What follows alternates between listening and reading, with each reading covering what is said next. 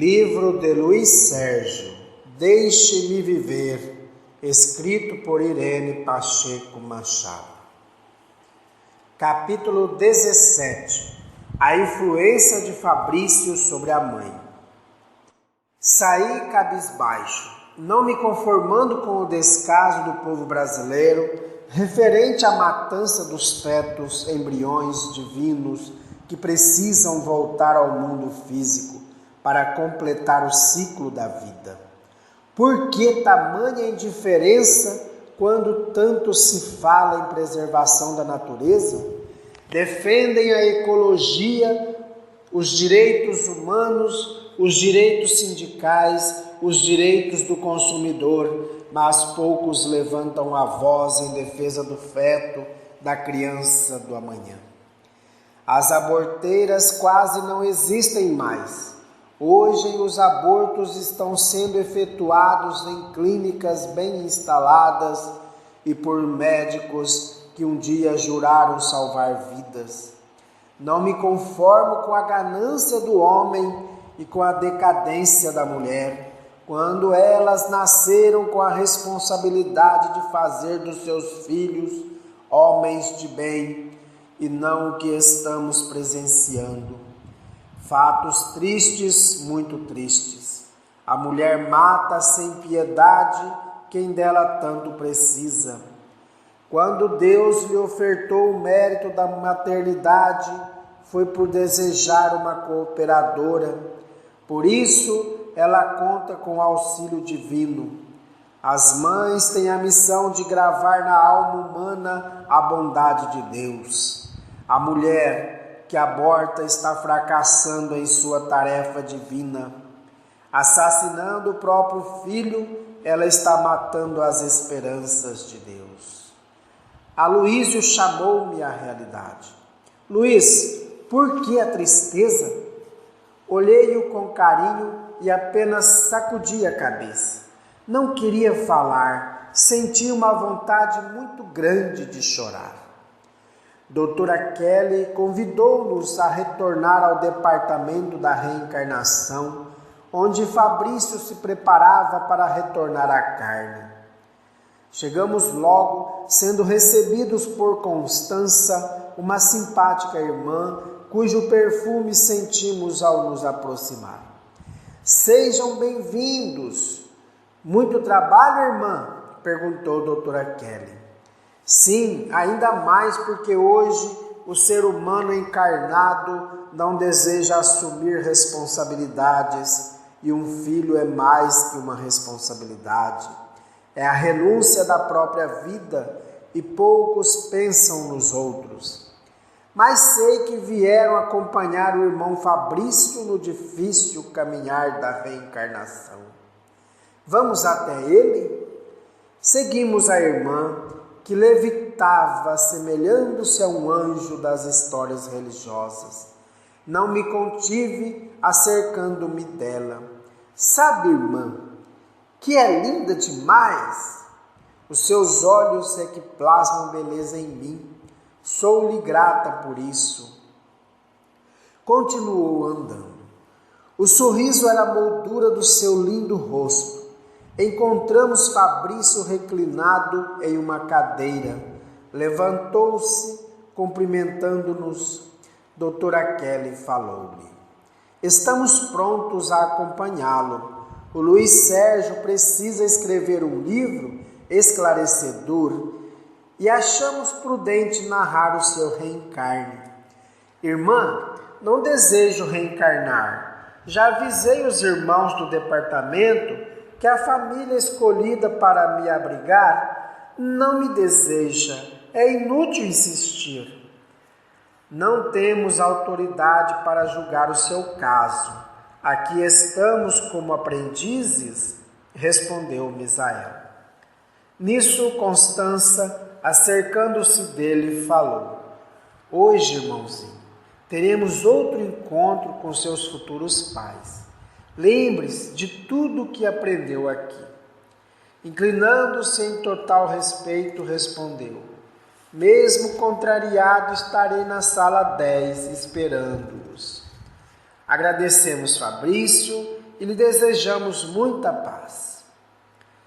Constança afastou-se e nós a acompanhamos. Confesso que me encontrava já impaciente, não vendo a hora do tal encontro, mas ainda tivemos de assistir a várias aulas até o esperado momento.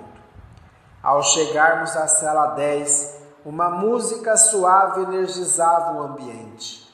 Assim como a luz verde água, Fabrício já aguardava os futuros pais. Em determinado momento, vimos-los entrar meio assustados em desdobramento hiperespiritual. Percebemos o olhar de amor de Fabrício para Marina, a jovem de 18 anos que estava diante dele. O jovem que acompanhava Rogério olhou com indiferença.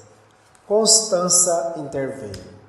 Queridos Rogério e Marina, qualquer relação sexual tem por fim um compromisso e o de vocês é receber Fabrício como filho.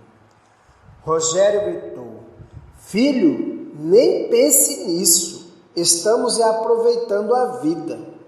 Muito certo, são jovens, podem aproveitar a vida, mas o sexo não é parque de diversões. Sexo é um elemento precioso na máquina da vida. Podemos mesmo dizer que é um órgão divino, muito respeitado por Deus, por ser através do seu trabalho que se fazem as ligações entre o plano espiritual e o plano físico. O sexo não é só o prazer, é luz que, projetada equilibradamente, forma um caminho para os espíritos prosseguirem em viagem. Já estivemos muitas vezes aqui e vocês não desistem, não é mesmo? Falou Marina. Como desistir se todos estão ligados pelos fios dos compromissos pretéritos? Não somos nós nem Deus que desejamos o seu reencontro. Fabrício pertence à família de vocês, por isso estamos aqui apenas para aproximá-los. Há muito vocês estão tentando acertar. Na última encarnação, ele foi seu pai, Marina. Na penúltima, o irmão de Rogério. Por que agora o rejeitam? Indagou Constância. Simplesmente porque não queremos filhos, respondeu Rogério, que olhando para Fabrício perguntou-lhe: e tu queres ser nosso filho? Não, prefiro ficar aqui onde tenho amigos. Está vendo, senhora? Nem ele deseja reencarnar. Estávamos assistindo à entrevista daqueles seres que precisavam estar unidos pelos laços familiares. Sei que, depois de muitos minutos, Constança convenceu o casal a receber Fabrício e ficou acertada a volta do irmão pelo ventre de Marina. Falei para Aloísio: isso não vai dar certo. Outro abortado.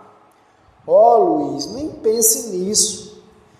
Encontros como este existiram muitos e sempre Rogério e Marina relutavam em receber Fabrício, mesmo dizendo sim à Constança.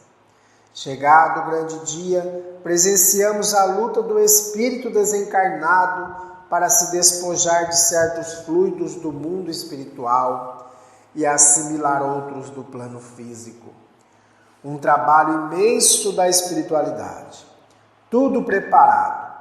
O mapa da vida física de Fabrício e o adormecimento da sua mente depois da redução perespiritual.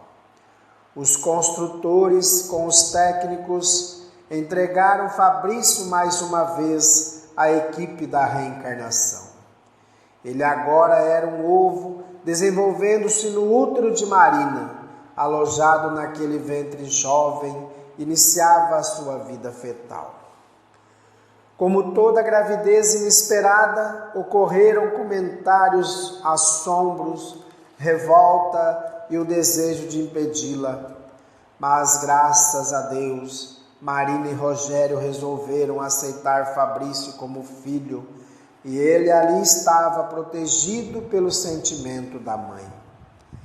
Íamos agora para outro trabalho quando a doutora Isis foi chamada para prestar socorro a Marina. Encontramo-la deitada, pálida, ou melhor, cadavérica.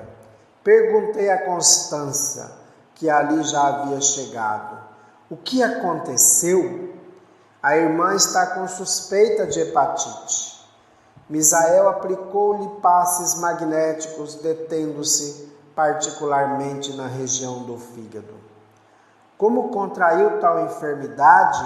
Indaguei. Doutora Kelly respondeu: a mulher grávida, além de abrigar o corpo orgânico do espírito reencarnante, dele recebe também as vibrações mentais. A mulher se funde com o espírito do filho.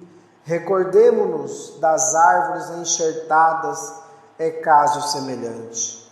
Nos 9 meses de gestação, a mulher grávida quase perde a personalidade. Muitas vezes os pensamentos são do ser que ela abriga em seu ventre. E ela não influencia o feto? Perguntei.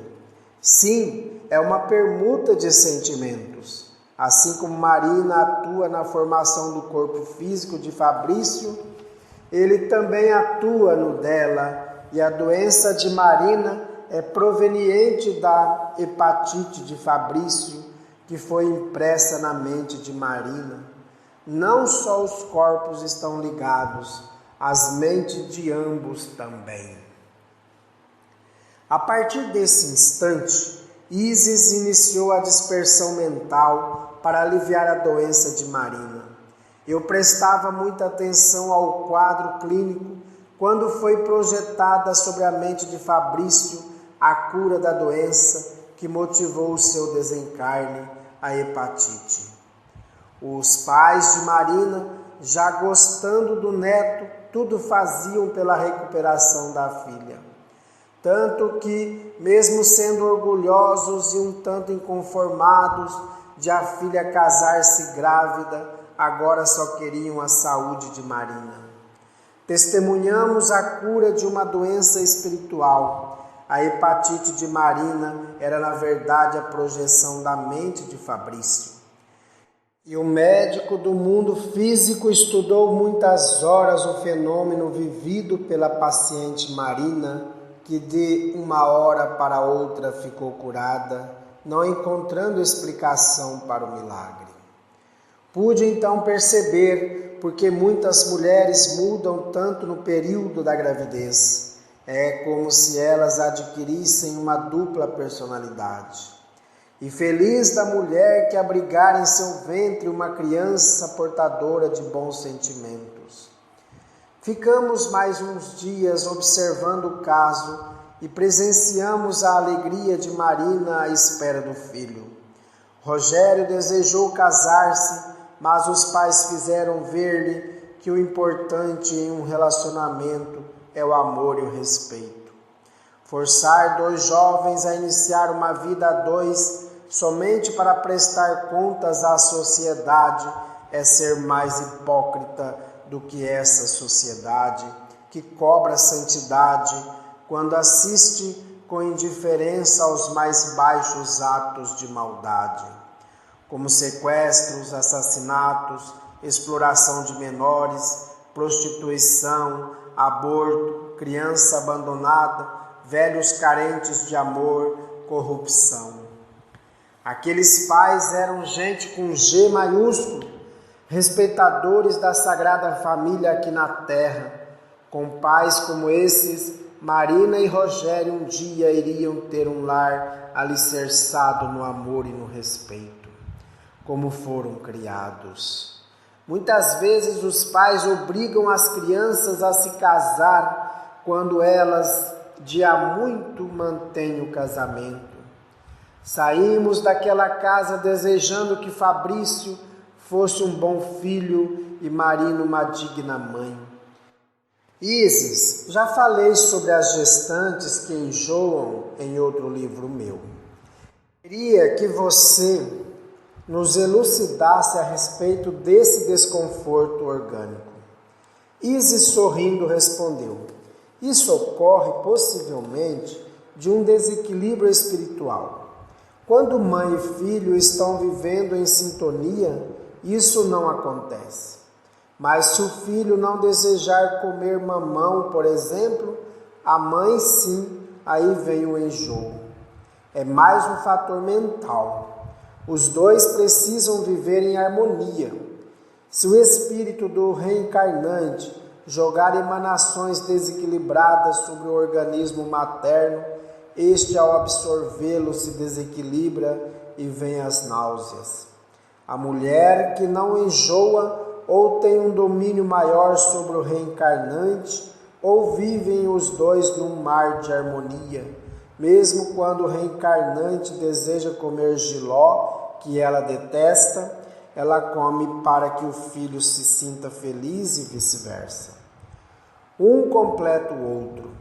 Conheci um caso em que os dois não combinavam quanto à alimentação, mas, mesmo assim, a gravidez foi tranquila, os dois eram espíritos amigos. Complicado, não, Isis? Luiz, para tudo se faz curso, para ter um filho, não. Muitas mulheres recebem um filho sem preparo algum. Só na espiritualidade existe essa preocupação. As casas religiosas e as autoridades deveriam tornar rotineiros os cursos para casamento e recebimento de filhos, quando o jovem e a jovem completassem idade para isso. Por que, Isis? Simplesmente porque estão brincando com o casamento e com a maternidade. O que mais se vê hoje em dia é casamento desfeito e criança abandonada, mesmo em casas confortáveis. Muitos pais não querem sacrificar-se pelos filhos e mais tarde colherão lágrimas e desespero. Fico muito triste quando vejo bebês mal cuidados, como sofrem pelas fraldas sujas e molhadas pela preguiça dos pais. Não esterilizando os utensílios do bebê, sucedem-se as diarreias que levam à desidratação. Os bebês são entregues a serviçais sem preparo, porque as mães desejam viver comodamente e nada fazem pelo bem dos filhos. As assaduras são constantes, porque as mães não sabem que têm de lavar os órgãos genitais após a urina e a defecação. As sopas das crianças são compradas em supermercados ou mal feitas sem um mínimo capricho, porque perfeição é tempo e muitas mulheres não têm tempo para os filhos. As crianças sofrem e nós junto a elas. Pode dizer-nos, Isis, o que torna uma criança feliz? Vou dizer contrariamente o que faz um filho infeliz e o leva à marginalidade. Faça-o sentir-se rejeitado, inferior e desprezado. Bata em seu filho a qualquer momento, mostrando que você é o chefe. Não mantenha disciplina, não lhe dê ocupação. Minta para ele, briguem pai e mãe diante do filho, critique o vizinho, o sogro, os amigos, vá contra o professor por tentar educar seu filho, deixe-o à frente da televisão diante de filmes violentos e com cenas de sexo, deixe-o longe da religião, não procure saber quem são os amigos do seu filho, deixe-o ficar na rua até altas horas da noite, consinta que trate mal os empregados, furte alguma coisa diante dele, seja áspero com as pessoas, não dê amor e compreensão ao seu filho, não o leve a passeios, ao cinema, ao teatro, aos concertos, não o ensine a amar a música e a natureza. Presenteie-o com brinquedos violentos, mande-o revidar as ofensas e quando brigar aplauda-o, principalmente quando bater nos amigos.